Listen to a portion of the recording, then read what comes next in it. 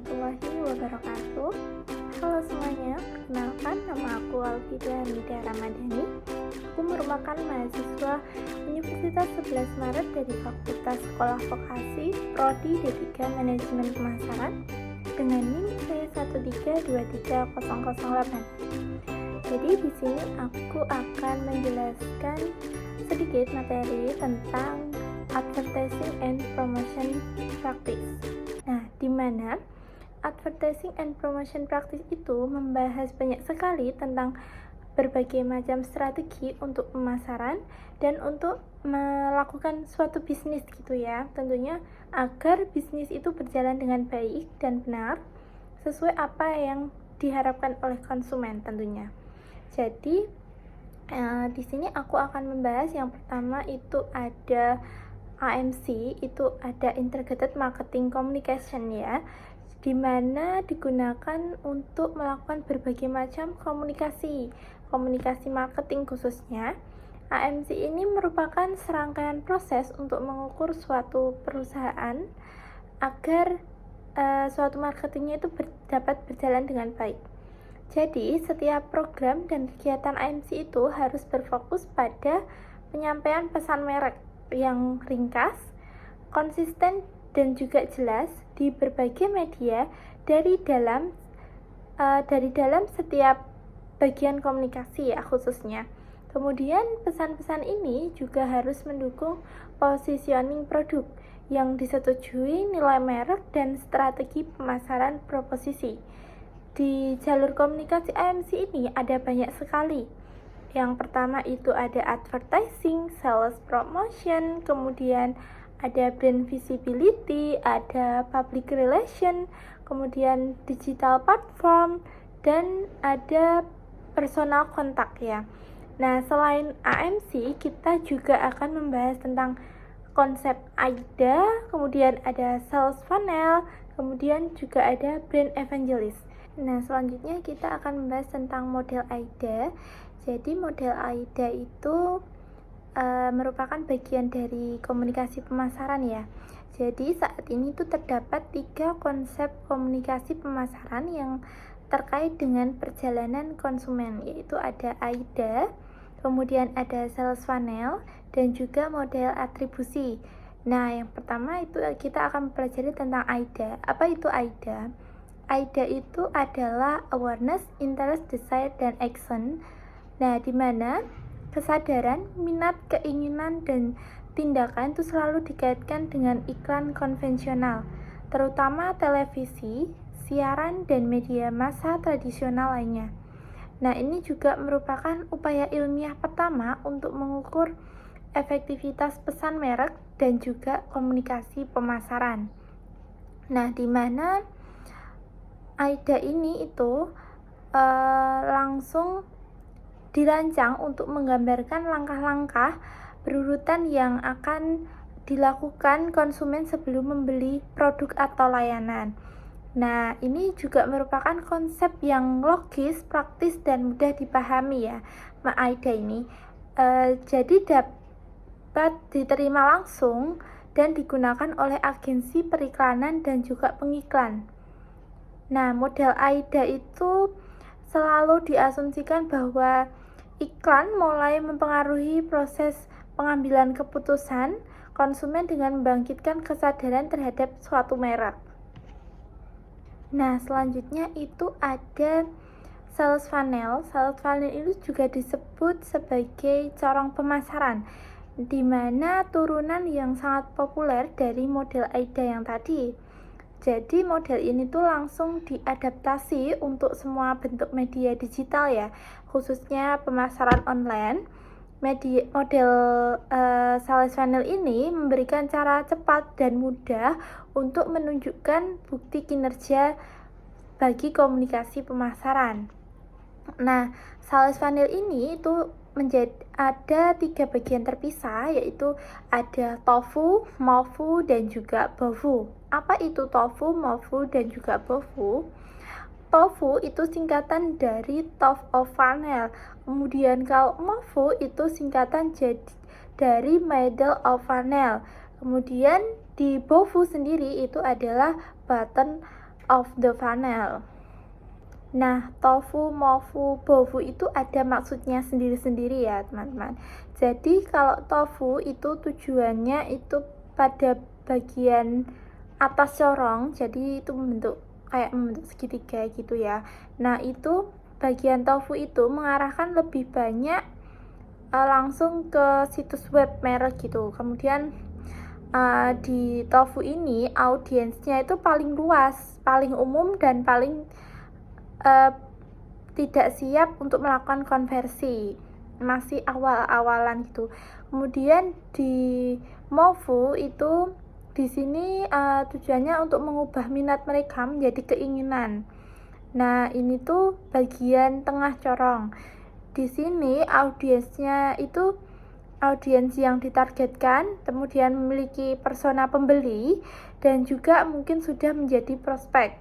Nah, kemudian di bofu itu sendiri bertujuan untuk membeli merek atau mengajak membeli merek tertentu. Nah, ini merupakan bagian bawah corong. Di sini audiensnya itu lebih sempit ya, dan lebih udah siap untuk membeli. Nah, kemudian selanjutnya itu ada brand evangelist. Di sini adalah cara setelah pembelian. Bagaimana? Yaitu yang disebutkan di awal tadi, ada model atribusi.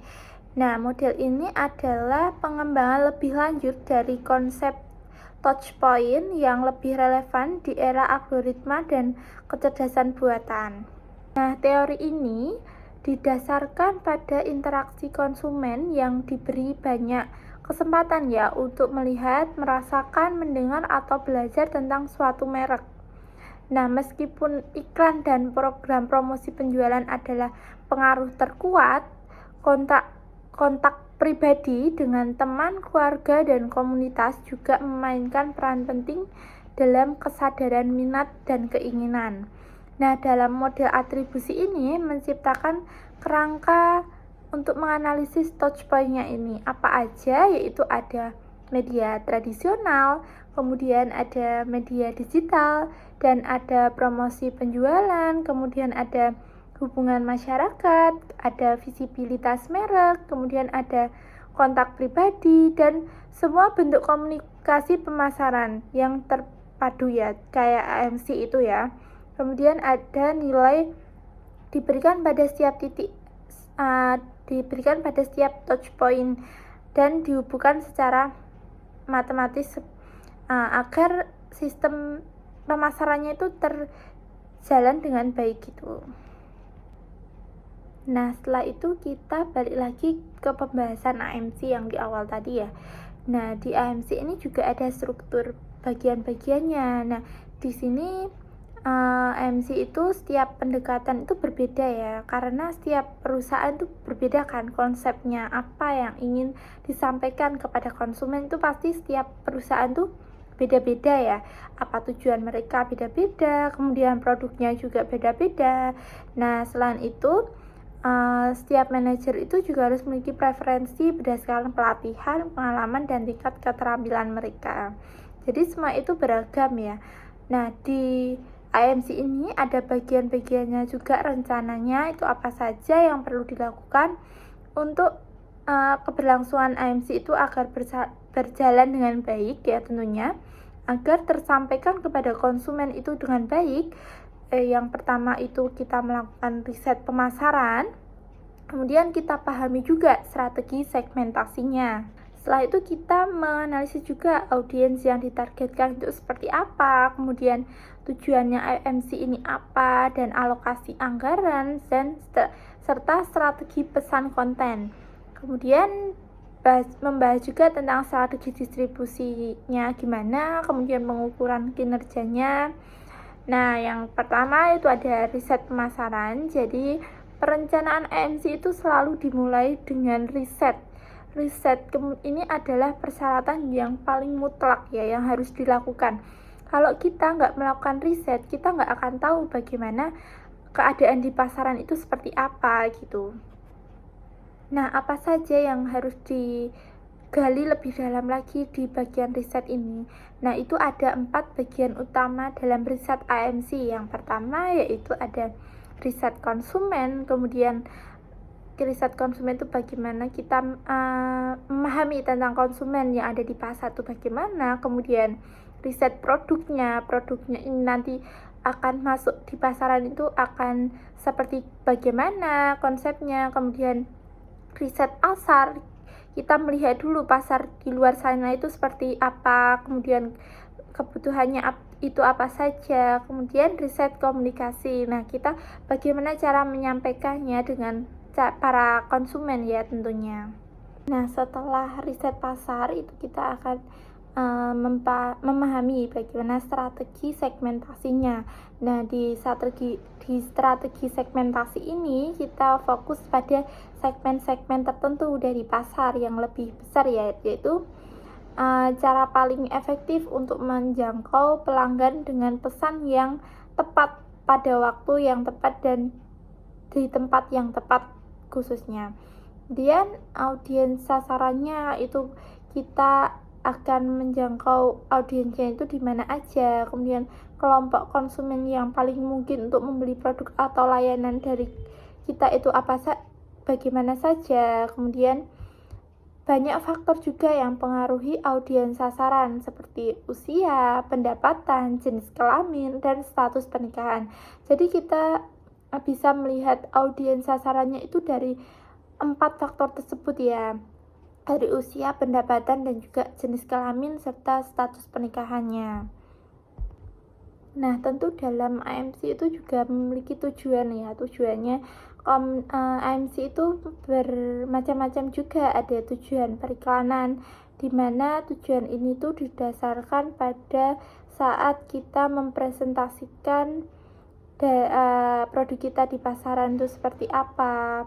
Kemudian tujuan promosi penjualan, mau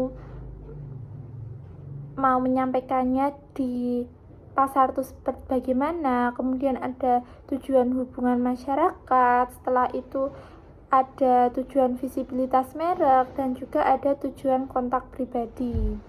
Nah, selanjutnya kita melakukan survei kepuasan pelanggan. Jadi di sini kita dapat tahu apa saja sih keluhan pelanggan di luar sana, bagaimana kita dapat memberikan solusinya terhadap keluhan-keluhan tersebut. Nah, tentunya komunikasi pemasaran 2 arah itu berperan penting dalam membangun dan mengukur pandangan pelanggan ya terhadap hubungan yang terjalin tentunya.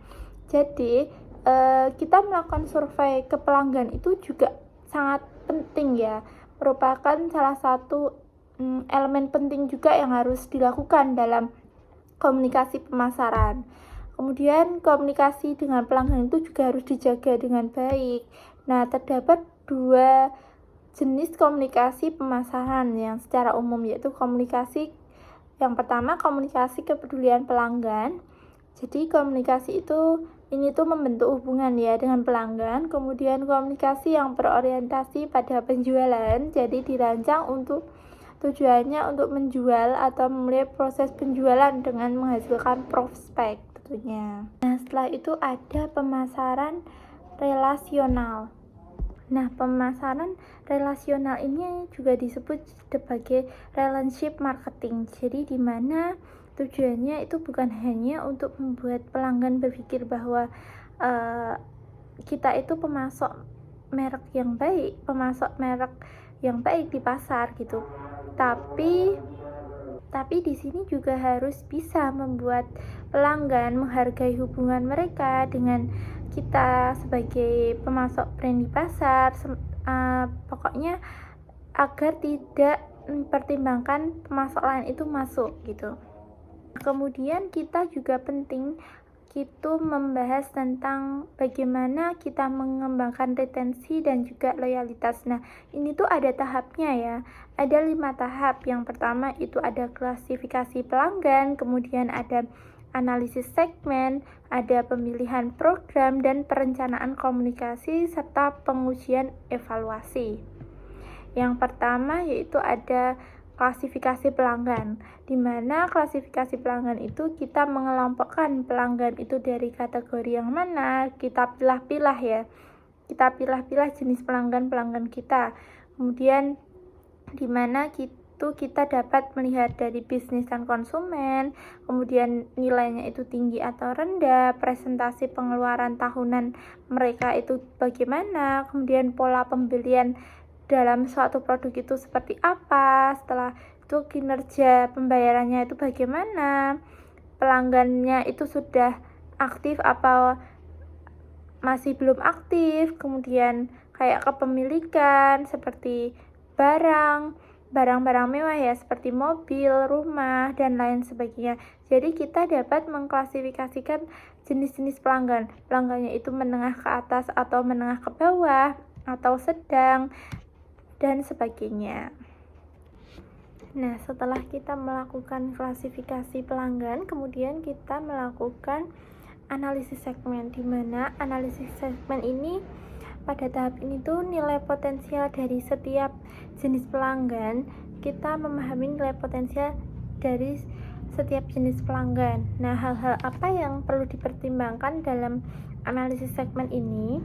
Nah, hal-hal yang perlu dipertimbangkan dalam analisis segmen itu yang pertama itu ada profil dari masing-masing segmen, kemudian kebutuhan dan harapan pelanggan, serta biaya untuk melayani mereka itu berapa, kemudian nilai seumur hidup yang mungkin dimiliki pelanggan, terus perkiraan tingkat pembelian ulang, kemudian ada biaya akuisisi dan periode pengembalian investasi yang potensial. Nah, tahap yang ketiga yaitu pemilihan program atau program streaming. Nah, di mana dalam pemilihan program ini kita harus menyesuaikan tingkat investasi itu berdasarkan hasil analisis segmen yang telah dilakukan sebelumnya. Kemudian dalam pemilihan program ini kita harus juga menyesuaikan strategi komunikasi yang cocok untuk satu segmen, mungkin sama sekali tidak cocok untuk segmen lain gitu. Kita juga harus memilah-milah segmen mana yang cocok gitu. Nah, langkah selanjutnya itu ada perencanaan komunikasi, communication planning, di mana dalam perencanaan komunikasi ini ada tahap-tahapnya juga. Yang pertama yaitu penyambutan, bagaimana kita nanti akan menyambut konsumen, menyambut pelanggan gitu ya. Terus upsell-nya, menawarkan versi lebih mahal atau tambahan produk, kemudian cross-sell, menawarkan produk yang saling melengkapi, kemudian ada juga pencegahan dormansi. Pencegahan dormansi ini menghindari pelanggan menjadi pasif ya. Kemudian ada reaktivasi. Reaktivasi ini pencegahan bila gagal ya. Bila pencegahannya itu gagal gitu, reaktivasi. Kemudian yang selanjutnya itu ada pengujian dan evaluasi atau testing and evaluation, di mana di sini kita memiliki data ya tentang pelanggannya itu, kemudian di sini kita melakukan gimana evaluasi terhadap yang sudah dilakukan, kemudian riset pemasaran yang mungkin akan dilakukan lagi bagaimana, seperti itu. Nah, setelah itu kita akan mempelajari langkah apa kita dapat mencapai tujuan AMC itu dan elemen apa yang harus dipenuhi, yaitu yang pertama itu ada angka spesifik atau specific number, kemudian ada kriteria pengukuran. Setelah kriteria pengukuran itu ada anggaran, kemudian ada batasannya juga. Dalam kita menerapkan prinsip strategi alokasi dalam AMC itu, kita juga harus membagi secara strategis di antara kategori-kategori utama untuk memastikan bahwa tujuan komunikasi merek itu akan tercapai. Nah, dalam kita menentukan anggaran untuk AMC itu juga harus diperhitungkan secara benar-benar ya, karena sebuah merek atau perusahaan itu dapat berubah secara drastis seiring berjalannya waktu. Nah, ada juga faktor demografis. Faktor demografis ini tuh juga penting ya untuk menentukan alokasi dana program AMC, terutama untuk iklan ya. Untuk iklan itu sangat berpengaruh oleh harga media terhadap media tradisional ya tentunya. Kemudian ada kreativitas. Kreativitas itu adalah proses penggabungan ide, konsep, fakta, dan objek fisik yang sudah ada menjadi cara-cara baru yang unik, mengejutkan, menghibur, dan bernilai. Jadi dalam kita membuat iklan, membuat promosi itu juga harus ada kreativitas tersendiri.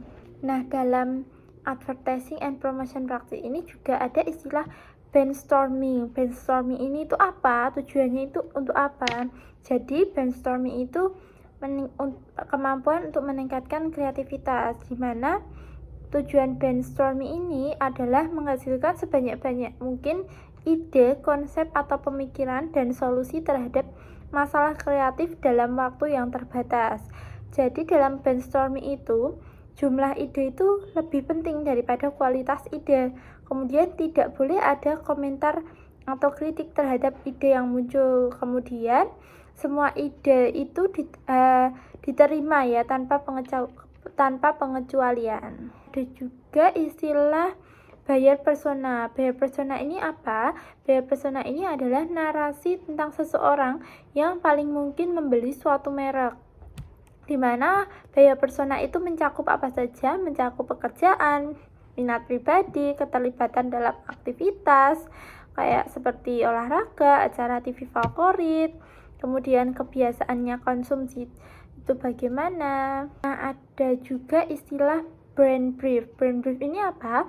Brand brief ini itu adalah dokumen singkat yang memilih informasi paling relevan dan berguna dari rencana pemasaran, kemudian menyajikan dengan ringkas dan akurat untuk tim kreatif. Nah, isinya brand brief ini tuh biasanya meliputi apa saja?